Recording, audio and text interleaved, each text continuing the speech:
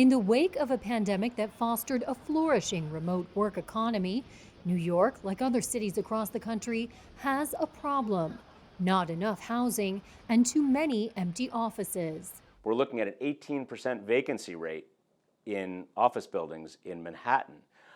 We have a housing crisis. We know that there are buildings here, office buildings, that would be better served to be housing.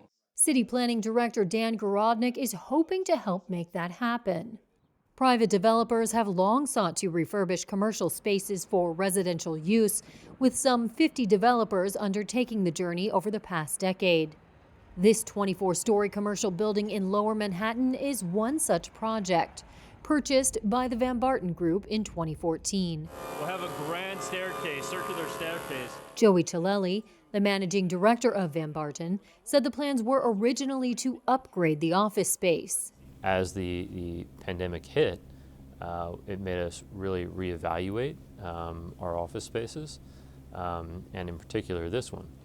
Once completed, he said, the building will offer 588 apartments for rent.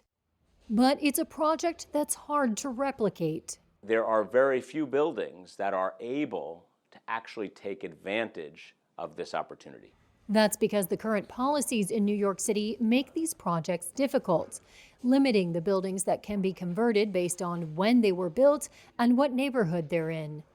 A new plan by city and state leaders, called the New York City Office Adaptive Reuse Study, aims to change that. By cutting red tape and opening up zoning restrictions, the goal is to increase the properties eligible for conversion, creating around 20,000 new homes.